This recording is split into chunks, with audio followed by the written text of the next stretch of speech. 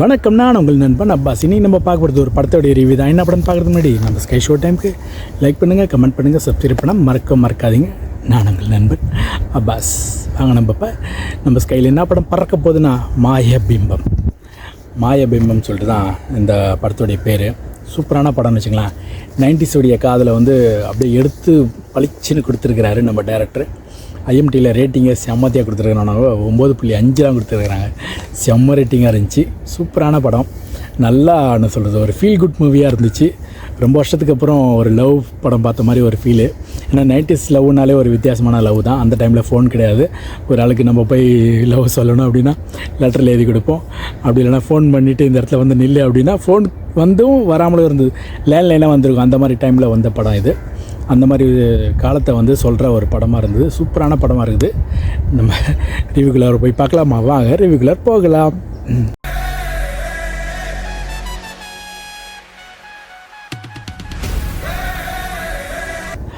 மாயபிம்பம் செம்ம சூப்பரான படம். சுரேந்தர் தான் இந்த படத்தை வந்து டைரக்ட் பண்ணியிருக்கிறாரு. ப்ளஸ் வந்து சப்போர்ட்டிங்க்கு ஹீரோவாக வந்து நிறைய பேர் ஃப்ரெண்ட்ஸ் 3 பேர் வந்திருக்கிறாங்க. அசோக் நந்தராஜன் சொல்லிட்டு, அப்புறம் வந்து ஜானகின்னு சொல்லிட்டு ஒரு லேடி நடிச்சிருக்கிறாங்க ஹீரோனியாக. செம்ம சூப்பரான லேடிஸு, செம்ம சூப்பரான ஆக்டிங்கு. இவங்க இந்த படத்தில் இருக்கிற எல்லாருமே வந்து புதுசுன்னு சொல்லி கேள்விப்பட்டோம். ஆனால் வந்து இந்த படத்தில் நடித்தவங்க யாருமே புதுசுன்ற மாதிரியே இல்லை. ஆனால் பெரிய ஓவர் ஆக்டிங் அப்படி இப்படிலாம் கிடையாது. கரெக்டாக மீட்டரில் நடித்து கொடுத்துருக்குறாங்க. நச்சுன்னு எடுத்து வச்சுருக்கிறாரு படத்தை. விஷுவலாக படம் எங்கே தொடங்குச்சு எங்கே முடிஞ்சதுன்றதை விட சூப்பராக எடுத்து கொடுத்துருக்கிறாரு. ஏன்னா வந்து விஷுவல் மேக்கிங் வந்து ரொம்ப இம்பார்ட்டன்ட்டு.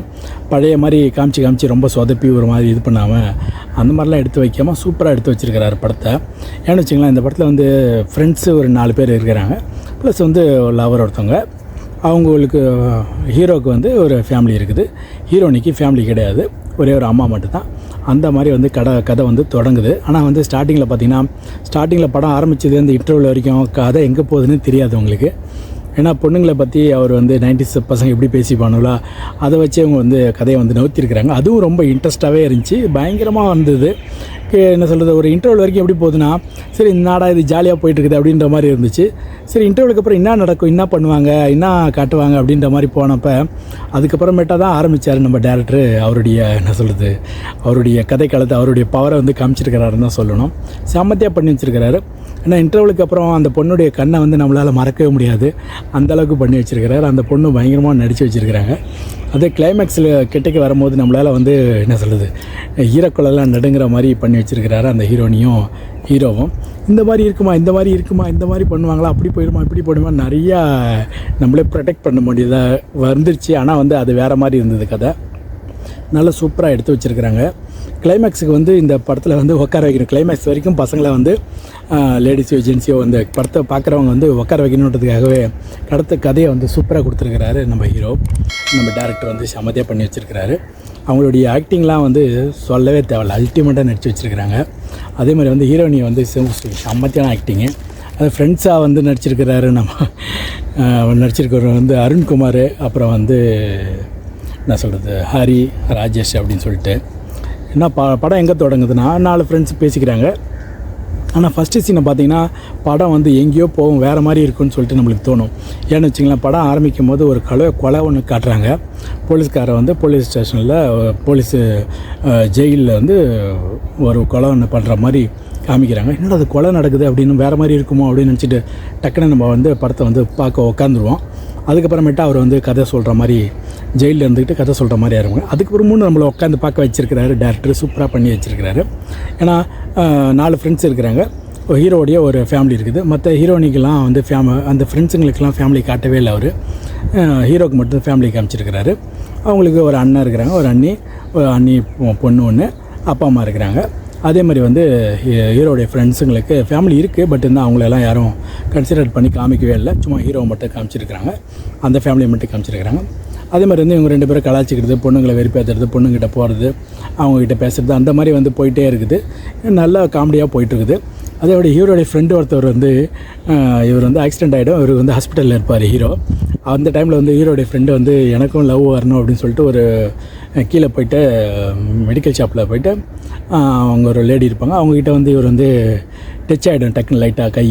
கை டச் ஆனவனே அந்த டைமில் ஒரு பாட்டு ஒன்று போடுவாங்க. அந்த பாட்டு வந்து அல்டிமேட்டான பாட்டு, செம்ம சூப்பராக இருந்துச்சு அந்த சீனு. அதே மாதிரி வந்து லைனில் நில்லுங்கன்னு சொல்லுவாங்க. செம்மத்தியாக இருந்துச்சு அந்த சீனு. என்னால் வந்து என்ன சொல்கிறது, பயங்கரமாக இருந்தது, சூப்பராக இருந்துச்சு. ஏன்னு வச்சிங்களேன், அந்த மாதிரி வந்து சீன் வந்து ரொம்ப நாள் ஆச்சு, ரொம்ப வருஷங்கள் ஆச்சுன்னு சொல்லலாம். இந்த மாதிரிலாம் ஃபீல் பண்ணி அந்த மாதிரி ஒரு ஃபீல் குட் முடிவாக இவர் வந்து எடுத்து வச்சுருக்கிறாரு. அதே மாதிரி வந்து செகண்ட் ஹாஃபில் வந்து அப்பா அம்மா வந்து பேச மாட்டாங்க, அதையும் வந்து பயங்கரமாக எடுத்து செம்மதியாக சொல்லியிருக்கிறாரு. ஏன்னா 90s இருக்கிறவங்க எப்படின்னா, சண்டை போட்டாங்கன்னா அப்பா அம்மா கொஞ்சம் ஃப்ரெண்டாக இருக்கிற மாதிரி தான் இருப்பாங்க. திடீர்னு பார்த்தா சண்டை போட்டாங்களா யாரும் பேச மாட்டாங்க. அதேமாதிரி வந்து டக்குன்னு சூசைட் அட்டன் பண்ணிடுவாங்க. அதையும் வந்து இந்த மாதிரி இது பண்ணக்கூடாது, செஞ்சக்கூடாது அப்படின்றத வந்து அண்ணங்காரன் வந்து தம்பியை வந்து ஹாஸ்டலில் வந்து பார்ப்பார், என்னடா பண்ணுற அப்படின்னு. ஏன்னா ஹீரோ வந்து ஒரு மெடிக்கல் ஸ்டூடெண்ட்டாக இருப்பார். மெடிக்கல் ஸ்டூடெண்ட்டுக்கும் ஹாஸ்பிட்டலில் போயிட்டு ஒரு பொண்ணை தேடி போகும்போது அவங்களுக்கு வந்து ஆக்சிடென்ட் ஆகிடும். அவர் வந்து உடனே அந்த பொண்ணே பக்கத்தில் வந்து நர்ஸாக இருப்பாங்க. திடீர்னு பார்த்தா இவங்க 2 பேருக்கும் லவ் ஆகிடும். அது லவ் தானா அப்படின்னு கன்ஃபார்ம் பண்ணி முடித்து வெளியில் வரத்துக்குள்ளார கிளைமேக்ஸ் வந்துடும் நம்ம படத்தில். அதுதான் நான் இந்த படத்தோடைய பெரிய ப்ளஸ்ன்னு சொல்லுவேன். ஏன்னு வச்சுங்களேன், இந்த படத்தில் வந்து கதைன்னு சொல்கிறதுக்கு முன்னாடி பயங்கரமாக நடித்து வச்சுருக்கிறார் நம்ம ஹீரோ வந்து. ஏன்னா பெரிய விஷயமே வந்து இந்த படத்தில் வந்து அவங்க அப்பா அம்மாவும் பயங்கரமாக நடிச்சிருக்கிறாங்க. அவங்கள புதுசுன்னு நினைக்கிறேன், செம்ம சூப்பராக நடிச்சிருக்கிறாங்க. அதேமாதிரி வந்து அண்ணனாக வர்றவங்க, அவர் வந்து கொஞ்சம் கேரக்டர் தான் வருவார், அவரும் நல்லா சூப்பராக நடிச்சிருக்கிறாரு. ஆனால் ஃப்ரெண்ட்ஸாக வர்றவங்க 4 பேர், அவங்களும் புதுசு, அவங்களும் செம்ம சூப்பராக நடிச்சிருக்கிறாங்க. எல்லாருக்குமே அவங்களுடைய ரோல், அவங்களுடைய என்ன சொல்கிறது, சீனை வந்து செம்ம சூப்பராக பண்ணி வச்சுருக்கிறாங்க. டைரக்டர் வந்து ஃபஸ்ட்டு சீனில் ஆரம்பித்து இந்த என்ன சொல்லுவாங்களே, இந்த படம் வந்து இங்கே வந்து முடிய போகுது, ஆனால் வந்து யாரையுமே எங்கேயுமே வந்து முகமும் சொல்லிக்கக்கூடாது, அதே மாதிரி ஏஞ்சி போகவும் கூடாது, ஒரு சீன் கூட மிஸ் ஆகக்கூடாது அப்படின்றத வந்து நல்லா தெளிவாக செம்மத்தையும் எடுத்து வச்சுருக்கிறாரு. அந்த மாதிரி ஒரு ஃபீல் பண்ணி எடுத்து வச்சுருக்கிறார் படத்தை. ஏன்னா இந்த டேரக்டர் வந்து இந்த மாதிரி கதையை வந்து அவர் ஒன்று யாருக்கா சொல்லி கேள்விப்பட்டால் இந்த அளவுக்கு வந்து உணர்வுபூர்வமாக எடுக்க முடியாது. அவர் வந்து அவர் வாழ்க்கையில் நடந்திருக்கணும், இல்லைனா அவர் ஃப்ரெண்ட்ஸுக்கு இந்த மாதிரி நடந்திருக்கணும். அப்போ தான் இந்த மாதிரி கதையை வந்து கையாள முடியும், இந்த கதையை வந்து எடுக்க முடியும். ஏன்னா காதல் படம் வந்துச்சுல, அந்த மாதிரி வந்து இந்த கதையை வந்து நச்சுன்னு கொடுத்து வச்சுருக்கிறாரு. செம்ம சூப்பராக இருந்துச்சு. கண்டிப்பாக வந்து தேட்டரில் போய் என்ஜாய் பண்ணி பார்க்கலான்னு வச்சுக்கலாம். இன்டர்வல் வரைக்கும் நீங்கள் என்ஜாய் பண்ணுவீங்க. அதுக்கப்புறமேட்டா பார்த்தீங்கன்னா கண்ணெலாம் கலங்குற மாதிரி தான் இருந்துச்சு. ஏன்டா இந்த மாதிரி பண்ணி வச்சுருக்கிறேன், நாம 90s வந்து நாங்கள் அப்படி தான் இருப்போம். ஏன்னு வச்சுங்களேன், 90sலாம் என்னெல்லாம் காமிக்கணுமோ, ஏன்னா ஒரு காலத்தை சொல்லவே இல்லை, காலத்தை எந்த காலண்டர்லேயும் எதுலேயுமே காமிக்கவே இல்லை. ஏன்னா வச்சு அவங்க யூஸ் பண்ணுற பொருள், அவங்க நடவடிக்கைகள், ப்ளஸ் வந்து அவங்களுடைய என்ன சொல்கிறது பேக்ரவுண்டு செட்டிங்ஸ் எல்லாமே வந்து 90s கதையை தான் இது வந்து சொல்லுது. ஏன்னா அந்த காலகட்டத்தில் ஃபோன் மட்டும்தான் கொஞ்சம் அந்த புதுசு, லேண்ட்லைன்லாம் நிறைய பேருக்கு யூஸ் பண்ணிகிட்டு இருந்தாங்க. ப்ளஸ் வந்து பார்த்திங்கன்னா ஒரு இடத்துக்கு போனோன்னா போயிட்டு வெயிட் பண்ணணும், அவங்க வந்து கூப்பிட்டா தான் உண்டு, இல்லைனா அது வரைக்கும் அங்கேயே நிற்க வேண்டியது தான்.